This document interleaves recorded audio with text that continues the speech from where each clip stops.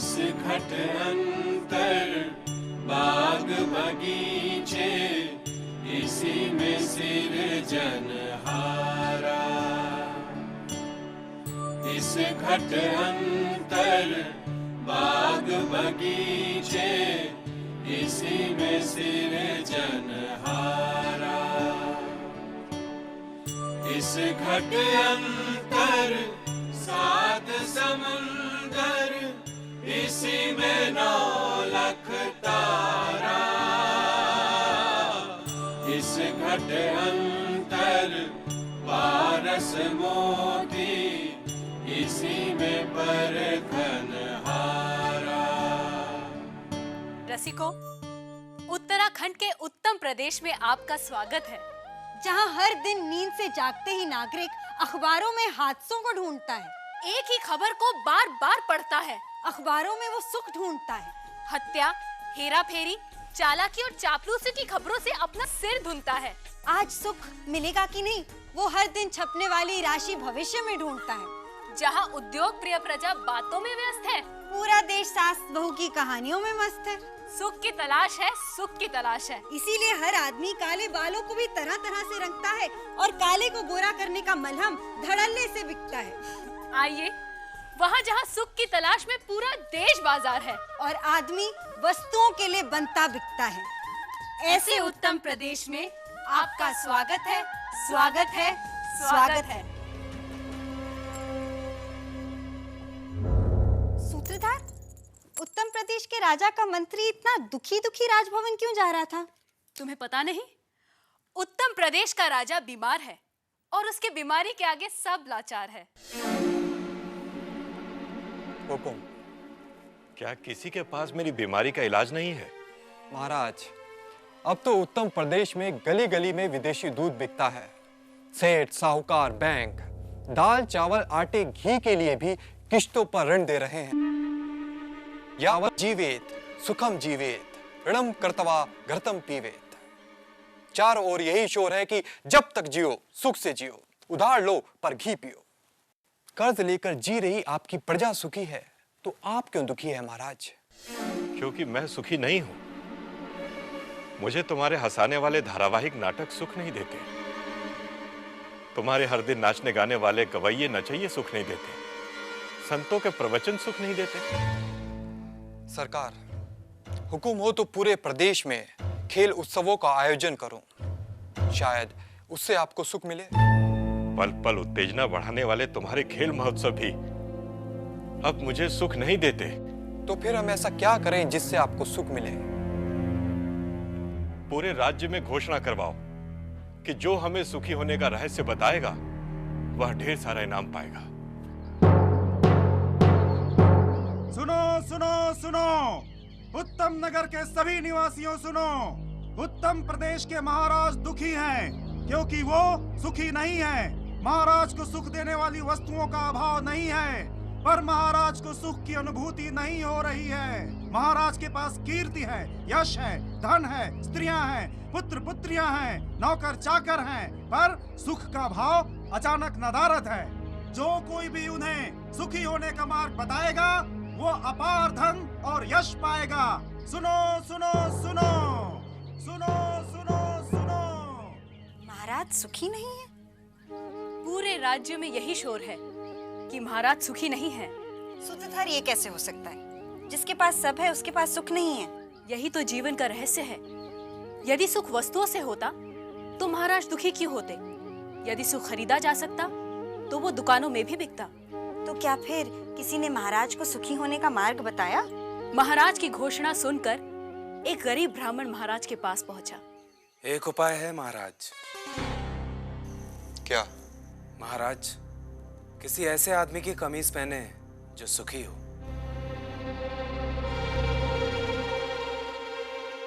क्या हमारे मंत्री सुखी नहीं है? नहीं महाराज, नहीं महाराज। क्यों सुखी नहीं है हमारे मंत्री? जिन्हें राजकोप का भय हो, राज सुख छिन जाने का डर रहे, वे कैसे सुखी रह सकते हैं महाराज? क्या तुम सुखी नहीं हो? कुछ पाने की इच्छा रखने वाला सुखी कैसे हो सकता है? पर मेरे राज्य में सुखी लोगों की कमी थोड़ी ही है। जाओ, हमारे राज्य के सबसे बड़े उद्योगपति की कमीज ले आओ। क्या आप सुखी हैं? यानी पूरे राज्य में आपके वाणिज्य का साम्राज्य है, बाजारों में आपकी तूती बोलती है। क्या अब भी कुछ पाने की इच्छा शेष है? घनी खमा हुजूर, जब तक हर दिए में मेरा तेल नहीं जलता, हर तन पर मेरा कपड़ा नहीं सजता, हर घर आंगन में मेरा सिक्का नहीं जमता, तब तक मेरी इच्छाओं का अंत कैसे हो सकता है? यदि ये इच्छाएं दुख हैं, तो मैं सुखी नहीं हूं। फिर भी आप चाहे तो मेरी कमीज ले जाएं, शायद महाराज को समाधान मिले। और राजा के सिपाही अपने समय के सबसे बड़े अभिनेता के पास पहुंचे। ये बात और है कि उनका अभिनय से कोई संबंध नहीं था। कमीज? कितनी कमीज चाहिए? एक ही चाहिए ओम जी। नहीं नहीं, आप चाहे तो 10-15 ले जा सकते हैं। मैं एक कमीज एक बार ही पहनता हूं, इसलिए कि मेरे पास हजारों कमीजें हैं। और सुख?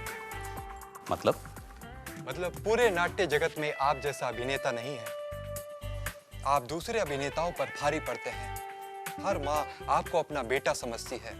सम्मान देने वाले लोग आपको सम्मान देने से थकते नहीं, और आपको देश का सबसे बड़ा सम्मान भी प्राप्त है। हाँ, आपकी बात सही है, लेकिन जब तक लोगों की यादों में पुराने अभिनेता और उनका अभिनय जीवित है, मैं चैन से कैसे जी सकता हूँ? तो आप चाहते क्या हैं?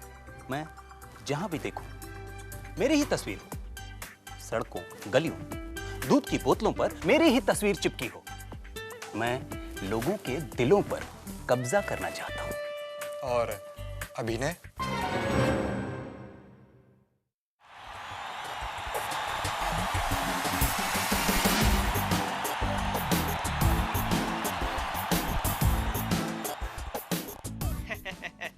आपकी ये तस्वीर गली गली में चिपकाई जाएगी, जिस पर लिखा होगा जीवन सुधारस, शक्ति का महारस। इस विज्ञापन से आप पूरे देश में छा जाएंगे। जी बताइए। यदि आप सुखी हों तो हमें आपकी कमीज चाहिए। कल ही मेरी नीलामी हुई है। मैं सबसे महंगे खिलाड़ी के रूप में बिक चुका हूं। अब तो मेरी कमीज भी मेरी नहीं। एक सौदागर की दूसरे सौदागर से स्पर्धा, एक कवि की दूसरे कवि से ईर्ष्या, एक अभिनेता की दूसरे अभिनेता की सफलता से ईर्ष्या। कहीं छात्र शिक्षक के वश में नहीं, कहीं पत्नी पति के वश में नहीं, कहीं पति पत्नी के वश में नहीं, कहीं पुत्र पिता के वश में नहीं, कहीं अभाव, स्पर्धा और ईर्ष्या, कहीं हताशा, निराशा और पीड़ा। राजा के मंत्रियों ने खूब खोजा, पर पूरे राज्य में उन्हें कोई सुखी आदमी दिखाई नहीं दिया।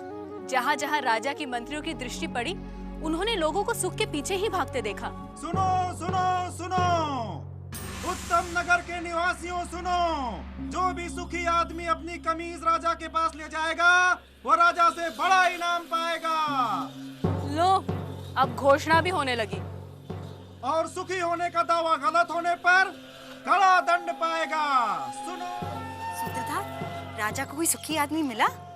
नटी, एक सुखी आदमी को कहीं सिपाही, कहीं मंत्री ढूंढ रहे थे। एक दिन सुखी आदमी को ढूंढते ढूंढते राजा के सिपाही एक गांव पहुंचे। धूप और प्यास से उनका बुरा हाल था।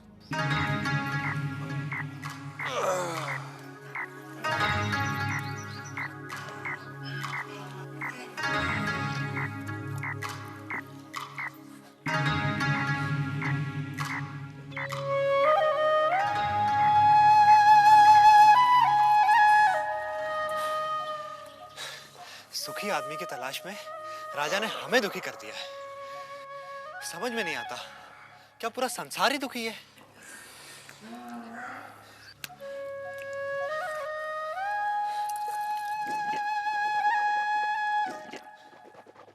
कैसे हो भाई? दुखी हूं।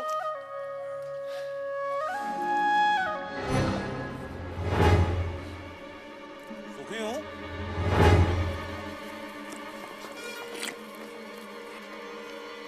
क्या कहा तुमने? सुखी हूं। अरे सुना तुमने? हमें सुखी आदमी मिल गया। क्या तुम सुखी हो? एक ही बात कितनी बार कहूं? हाँ मैं सुखी हूं। लेकिन तुम्हारी कमीज कहाँ है? कमीज? क्या तुमने राजा की घोषणा नहीं सुनी? राजा को सुखी आदमी की कमीज चाहिए। पर मेरे पास तो कमीज नहीं है। क्या तुम्हारे पास कमीज भी नहीं है? फिर तुम सुखी कैसे हुए? मेरा सुख कमीज में नहीं है, मैं ही सुख हूं।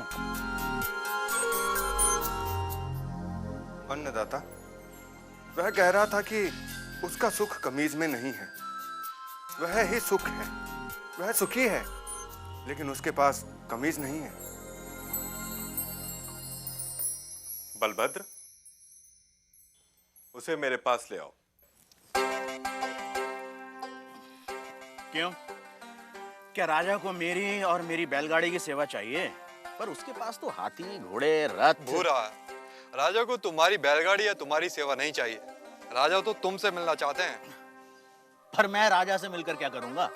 शायद वे तुम्हें पुरस्कार देना चाहते हो। पर मैं राजा से पुरस्कार लेकर क्या करूंगा? शायद पुरस्कार के धन से तुम और सुख पा सको, कमीज खरीद सको। दाता, मैं कमीज के बिना भी सुखी हूं। और मैंने सुना है कि धन से वस्तुएं मिलती हैं। क्या धन से सुख मिलता है? और जो सुख से भरा हुआ है उसमें और सुख कहां से समाएगा? अगर राजा मुझसे मिलना चाहते हैं तो वो यहां आ सकते हैं, मैं उनसे मिल लूंगा।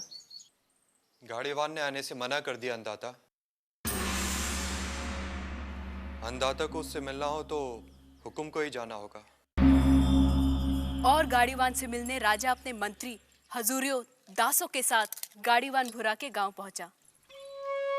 भूरा, भूरा, भूरा, अभी कहीं नहीं जा पाऊंगा, मेरे बैल सुस्ता रहे हैं।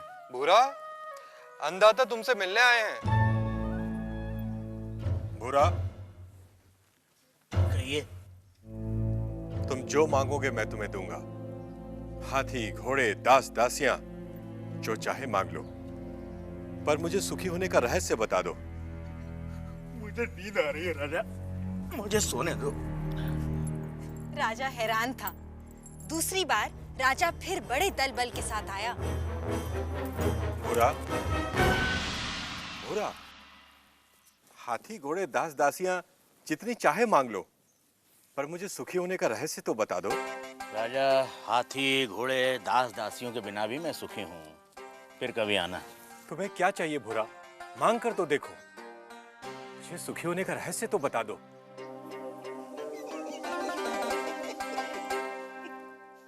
जो स्वयं सुख की खान है, उसे लालच देने का काम मूर्ख ही कर सकता है। जा राजा जा, फिर कभी आना।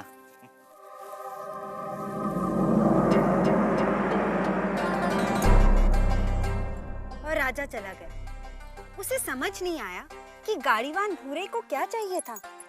कि अचानक राजा एक दिन अकेले गाड़ीवान के सामने आ खड़ा हुआ।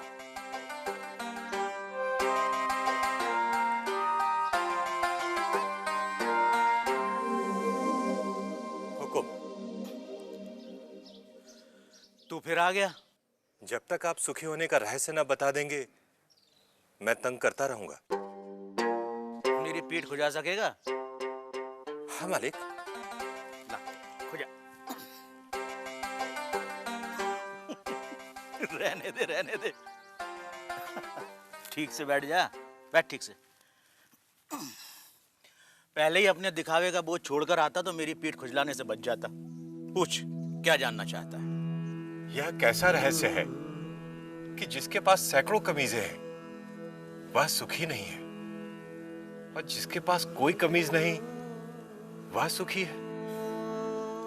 राजे, सुख का कारण कमीज नहीं, आत्मा है।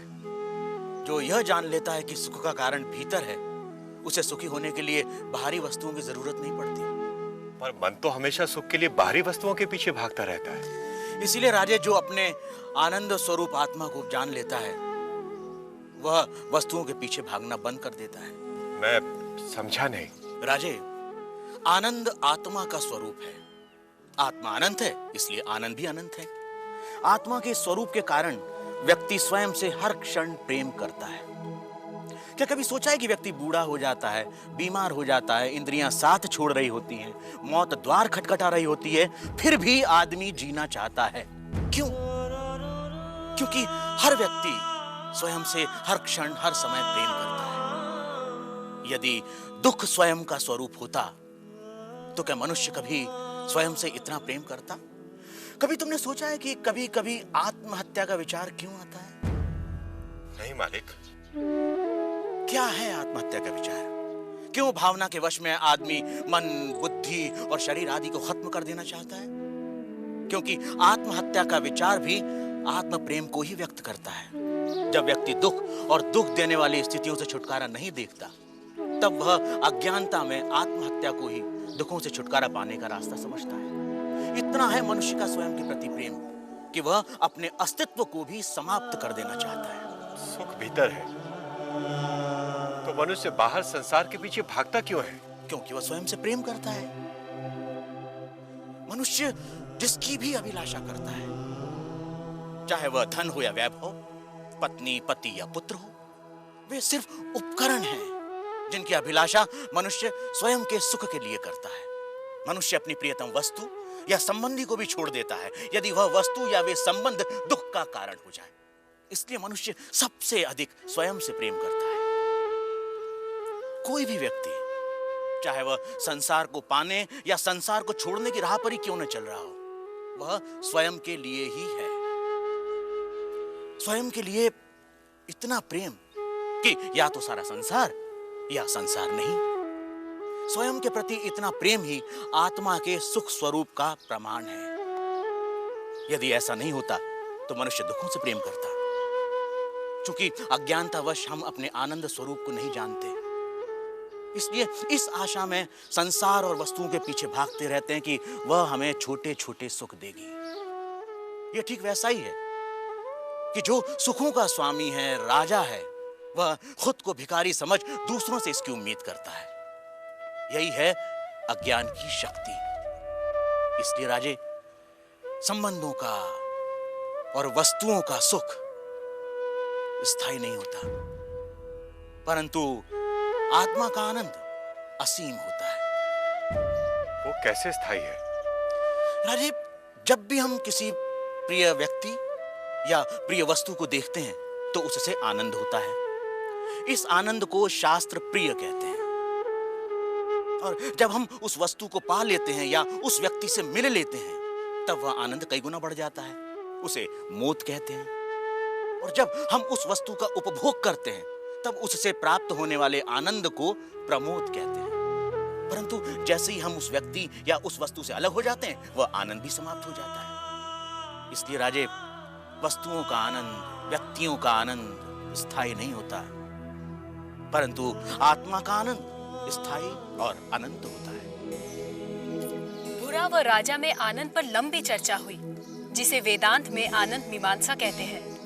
सात्विक आनंद, राजसिक आनंद, तामसिक आनंद से लेकर अलग अलग प्राणियों और अवस्थाओं में आनंद की अनुभूति और उसके कारणों की बुरा ने मीमांसा की।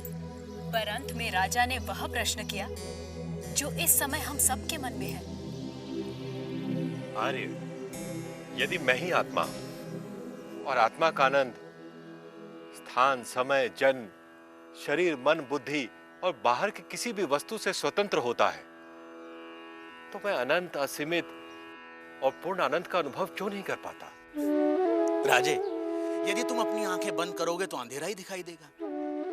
जब तक तुम शरीर, मन, बुद्धि, संसार, वस्तुएं, रस, भाव और विचारों की ओर ही देखोगे, तब तक तुम उस अनंत, असीमित और पूर्ण का अनुभव नहीं कर सकोगे। इसमें गलती आत्मा की नहीं, हमारे दृष्टिकोण की है। इसलिए राजे, यदि सुख चाहते हो तो बाहर नहीं, भीतर देखो। तो सूत्रधार, क्या इसका ये अर्थ हुआ कि सुख की कामना ही आत्मा के आनंद स्वरूप का कारण है? तुमने ठीक समझा नटी।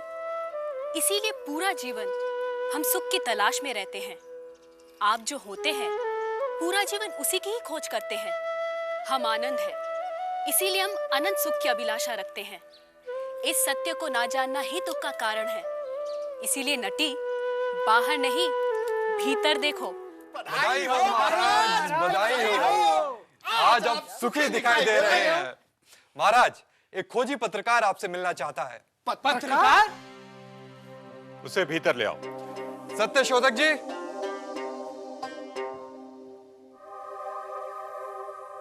महाराज, महाराज, क्या आपको कमीज मिल गई? बाहर निकालो इसे। मैं आपके खिलाफ लिखूंगा, आपका पर्दाफाश करूंगा, मैं आपका सुख चैन छीन लूंगा मैं। रसिकों, ये तो थी उत्तम प्रदेश के दुखी राजा के सुखी होने की कथा। उन्हें कमीज नहीं मिली, पर सुखी होने का रहस्य मिल गया। पर क्या आपको... चलो अपनी दुकान यहाँ से कहीं और लगाओ, बाजार खुलने का समय हो गया है। ले लो जवानी की, ले लो सुखी बनाने वाला साबुन, तेल, शैम्पू ले लो। क्या है हमारे गले की फांस? क्या वह फांस हमारे गले में पड़ी है या हमने फांस में गला फंसा रखा है? क्या है वह फांस जिसे वेदांत बंधन कहते हैं? देखिए अगले प्रकरण में ऊंट के गले की रस्सी और पुरंजन आख्यान। यस्य प्रसादात् भवमङ्गलार्था प्रसूत गङ्गोपनिषत् विशुद्धा समर्पयामो गुरुचिन्मयाय भूयात् प्रसन्नः स शिवस्वरूपः भूयात् प्रसन्नः स शिवस्वरूपः भूयात् प्रसन्नः स शिवस्वरूपः